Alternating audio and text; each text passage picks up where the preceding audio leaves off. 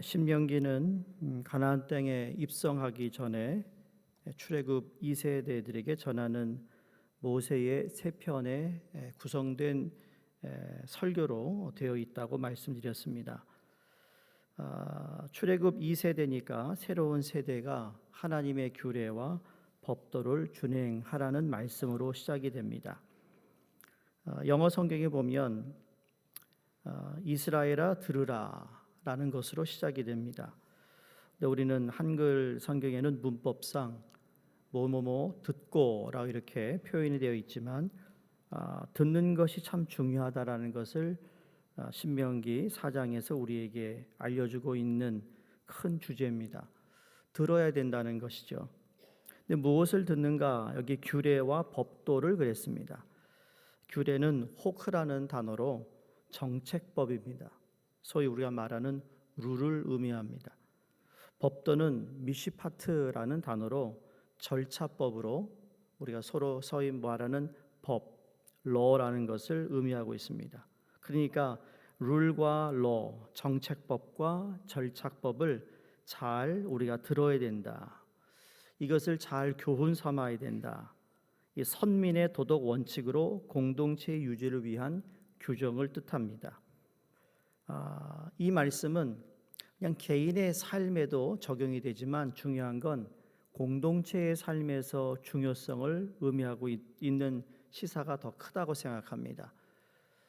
개인이 하나님과의 관계도 중요하지만 그 개인이 속한 공동체, 오늘날 얘기하면 교회에 속한 한 인원으로서, 한 지체로서 내가 어떻게 우리의 삶을 잘 살아가야 되느냐. 세상은요, 나 혼자 잘나면 그래도 살아가요. 근데 교회는 나 혼자 잘나서 살아가는 데가 아니에요. 우리는 함께 서로 도우며 섬기며 이해하며 배려하며 그 어느 사회의 단체보다도 우리는 도덕적으로 윤리적으로 더 투명하게 분명하게 우리의 삶을 살아야 할 책임이 있어요. 이게 믿는 신앙인들이 가져야 할 가장 우선되는, 가장 우리가 기억해야 할 기준이라고 성경은 말씀하고 있다라는 것이죠. 그래서 좁은 의미로는 십계명이나 모세오경 같은 특별 명령을 가리키기도 한다는 것입니다. 그러니까 쉽게 말해서 규례와 법도는 하나님의 말씀 안에 포함된 것으로서 하나님의 말씀을 잘 준행하라는 것입니다. 그러면서 2절에 보면 그 명령에 가하거나 감하지 말고 전해진 그대로 지킬 것을 힘주어 말합니다. 2절 다시 보시면 내가 너에게 명하는 말을 너희는 가감하지 말고 지키라. 여기 가감하지 말라라는 이 말씀이 성경 전체에 한 3번 나옵니다. 오늘 기독교인들 가운데 성경에 없는 이야기를 하는 사람도 있고 성경에 있는 것을 예사로 빼먹는 경우도 많습니다. 하나님의 말씀에 사람의 생각과 감정이 따라 가감하는 것은 여러분 그 자체가 불의한 것이에요.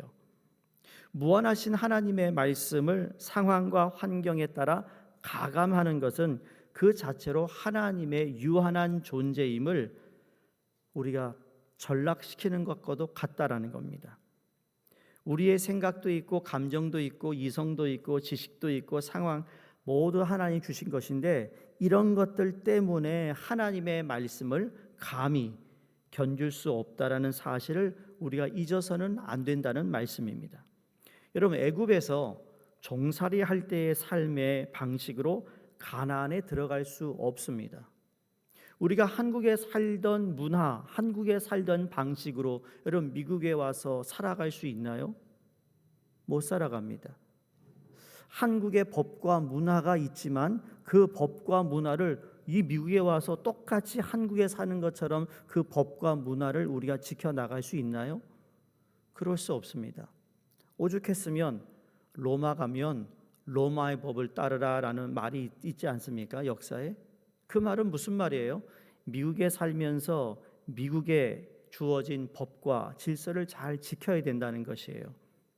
여러분 애굽에서 보고 들은 것을 가나안에 가서 그대로 보고 들은 대로 살 수가 없다라는 거예요. 애굽에서 믿고 따랐던 것을 가지고 가나안 땅에 들어가서 똑같이 그 애굽에서 가지고 있었던 것을 믿고 따라갈 수 없기에 하나님이 이스라엘 백성들에게 이 말씀을 주시고 규례를 주시고 법도를 행하라는 말씀을 하고 있다라는 겁니다. 그러니까 애굽에서 살던 방식과 가나안에 살아야 할 방식은 다르다라는 거예요. 우리가 예수를 믿기 전의 삶과 예수 믿고 난 다음에 우리의 삶은 진짜 달라야 되는 거예요. 달라야 되는 거예요. 그게 내 눈에 확 보이지 않는다 할지라도 교회를 다니니까 야, 이게 변하고 있구나, 달라지고 있구나라는 것을 누군가가 보고 야, 저 사람 진짜 변했어 라는 말을 듣는 것이 이게 기독교인의 삶이에요. 여러분 20, 30년, 50년을 교회를 다녔는데도 불구하고 그 전에 예수를 믿기 전과 예수 믿고 난 후에 50년 동안 아무것도 안 변했다. 교회를 왜 다닐까? 의문이 드는 거예요. 누구를 위해 다녔을까? 자, 이와 같은 권면을 하며 모세는 이스라엘 백성들이 하나님의 말씀에 준행하지 않고 자기들 눈에 좋아 보이는 대로 행했다가 하나님의 벌을 받고 망한 한 가지 사례를 오늘 들어주고 있습니다. 그것이 3절에 나오는 바알 부올이라는 사건이에요. 여기 부올은 지명입니다.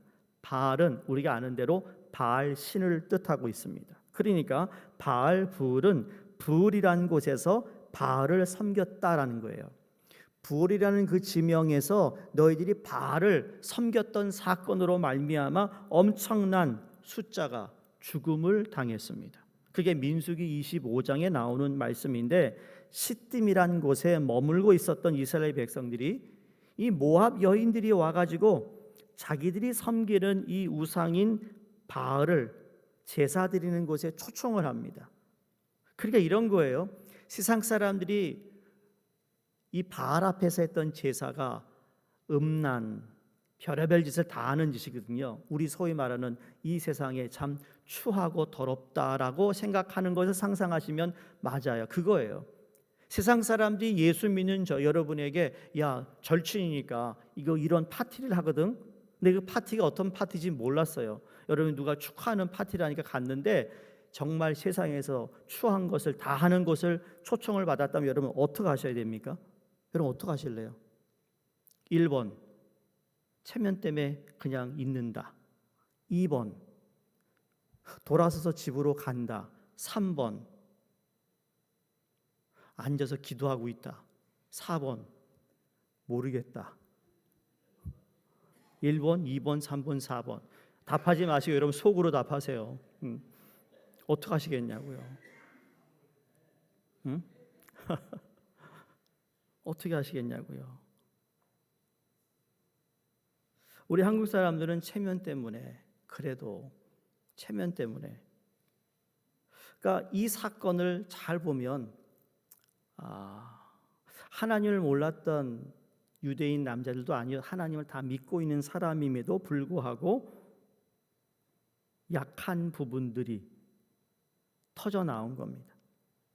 이스라엘 백성이 모압 여자들을 쫓아갔고 음란한 행위를 저지르고 이방신인 바알에게 절까지 했습니다. 이 사건을 위해 하나님은 이스라엘에게 진노하셨죠. 그 결과 그 바알 보호를 따라갔던 사람들은 다 죽고 멸망합니다.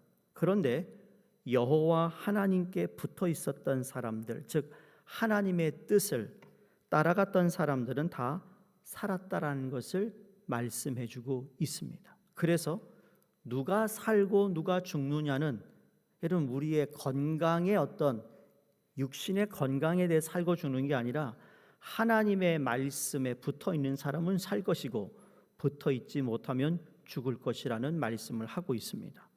이 사실을 하나의 예로 들면서 이스라엘 백성이 하나님의 규례와 법도를 듣고 그대로 준행하며 사는 것은 생사를 결정지을 만큼 중요한 사안임을 강조하고 있다라는 거죠. 성도님들, 진정으로 살아있는 신앙인의 삶을 사모하신다면 하나님이 주신 법도와 규례와 율법을 행하시기를 주의 이름으로 축원드립니다. 그래서 5절과 6절에 보면 6절 마지막에 또다시 우리에게 반복합니다. 지켜 행하라라고 말합니다. 말씀대로 살면 말씀이 우리의 지혜가 되고 지식이 되는 것을 경험하는데 왜 그렇습니까? 하나님의 말씀대로 살 때 세상 그 어떤 인생과도 구별되는 독특한 표가 나타납니다. 이게 뭐냐면 안 될 것 같은데 되는 거예요. 세상을 볼 때는 안 돼요. 야, 너 고리타분하게 너 일부라도 더 벌어야지 뭐 예배 드리러 간다고? 그런 세상 사람들이 볼 때는 안 될 것 같아요. 그런데 그렇게 하나님께 시간을 들여서 어리석은 것 같은데 하나님은 희한하게 저 인간 되게 한단 말이에요. 그게 하나님이 하시는 일이라는 거예요. 안 될 것 같은데 되는 이유는 두 가지입니다. 첫 번째는 하나님이 약속하신 말씀을 하나님은 성취하시는 하나님이기 때문에 되는 것이고요. 두 번째는 오늘 본문 보니까 기도였습니다. 7절을 보세요. 우리 하나님 여호와께서 우리가 그에게 기도할 때마다 우리에게 가까이 하심과 같이 그 신이 가까이 함을 얻은 큰 나라가 어디 있느냐. 되묻고 있는 겁니다. 말씀대로 사는 것이 쉽지 않습니다. 가보지 않은 길이고 그 누구도 대신 살아줄 수 없는 삶이어서 두렵기도 합니다. 그러나 기도하는데 하나님이 내게 가까이 와 계심을 나는 알게 된다는 거예요. 바로 곁에 계시면서 도와주시는 하나님을 경험한다는 거예요. 그러니까 여러분이 지금 기도하는 제목이 있어요. 답답해요.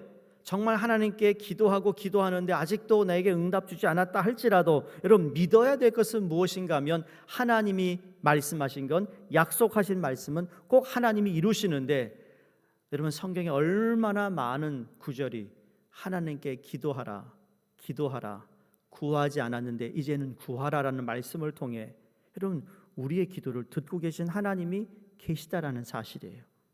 뿐만 아니라 그 기도를 통하여 내 눈에 육안에는 보이지 않지만 하나님이 내 기도를 듣고 계시다라는 것을 우리가 믿을 때 기도로 보이지 않는 하나님을 가까이 보면서 그분의 도우심과 능력을 경험하게 되는 줄로 믿습니다. 마태복음 5장 17절 18절에 오늘 본문의 말씀과 비슷한 내용이 하나 나와요. 제가 읽어드립니다. 내가 율법이나 선지자를 폐하러 온 줄로 생각하지 말라. 폐하러 온 것이 아니요 완전하게 하려 함이라. 진실로 너희에게 이르노니 천지가 없어지기 전에는 율법의 1.1획의 1획도 결코 없어지지 아니하고 다 이루리라 말씀했습니다. 여기 1.1획이라는 표현을 문자적으로 읽으면 하나님의 말씀은 한 점, 한 획에 이르기까지 아무리 작은 부분까지도 하나님의 영감을 담고 있어서 반드시 성취될 것이라는 거예요.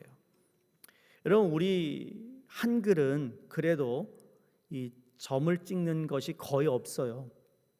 히브리어는요, 이 단어 하나에 글자 하나에 점이 왼쪽에 찍히느냐 오른쪽에 찍히느냐 그 점이 두 개냐 하나냐에 따라서 그 단어의 의미가 달라져요. 그래서 오늘 성경에 1.1획이라는 단어를 사용하고 있는 거예요. 여러분 아에 짝대기 하나 들으면 뭐가 되죠? 야가 되잖아요. 이건 눈에 보이는 거예요. 그런데 실수로 히브리어 성경을 히브리인들이 쓰는데 점 하나를 잘못 찍으면 말이죠. 이게 이상한 단어가 되고 이상한 표현이 돼버리는 거죠. 그래서 1.1획이라도 이거를 소홀히 해서는 안 된다는 거죠. 성경 읽을 때 우리는 단 한 단어 한 토시까지 소홀히 여기지 말라는 뜻을 가지고 있습니다. 근데 생각해 보면 1.1획이란 표현은 성경의 외형적 형태를 말하는 것이 아니라 내면적 의미를 말하는 것을 더 우리는 관심을 가져야 된다는 것이죠. 왠지 아세요? 결국 우리에게 생명의 말씀이 되는 것은 어느 특정 문자의 형태가 아니라 즉 히브리어나 그리스어 원문이 정확히 어떻게 되어 있느냐가 아니라 그 문자가 담고 있는 성령의 의도가 중요하기 때문입니다. 하나님의 말씀은 성령의 감동으로 된 것으로서 우리를 교훈하고 책망하고 바르게 하고 의로 교육하기에 뭐라고요? 유익하기 때문에 그랬어요. 그리 하나님의 말씀이 우리를 온전한 하나님의 사람으로 만들고, 그래서 하나님의 온전한 뜻을 이루기 위해 우리가 온전한 사람으로 변화되는 이 삶의 과정이 우리에게 중요하기에 우리는 하나님의 말씀을 주신 그대로 받아들여 순종해야 될 줄로 믿습니다. 때로는 주신 말씀이 마음에 부담이 됩니다. 그 말씀을 행하기에 두려울 수도 있겠지만 하나님의 말씀은 분명히 성취된다는 사실과 함께 기도로 나와 함께 하시고 하나님의 은혜를 기대할 때 우리 모두는 우리의 삶을 통해 하나님께 영광이고 개인에겐 은혜요, 내가 속한 공동체에는 한없는 하나님의 은총이 거하게 되는 줄로 믿습니다. 오늘 두보라 선교회가 하나님께 드려지는 이 예배와 특성과 헌신이 우리 교회 전체에 미치는 그런 아름다운 예수 그리스도의 향기, 섬김과 모든 하나님께 드려지는 말씀의 그 순종들이 정말 하나님께 또 우리 모두에게 큰 은혜가 되고 덕이 되는 그러한 하나님 말씀이 우리 가운데 역사하시기를 주의 이름으로 축원드립니다. 기도하겠습니다. 하나님 아버지 감사합니다. 오늘도 우리에게 주신 말씀 감사합니다. 가감할 수 없는 하나님의 말씀을 다시 한번 우리 마음에 새기고 그 말씀을 잘 지켜 행할 수 있도록 성령님 도와 주시옵소서. 예수님 이름으로 기도드리옵나이다. 아멘.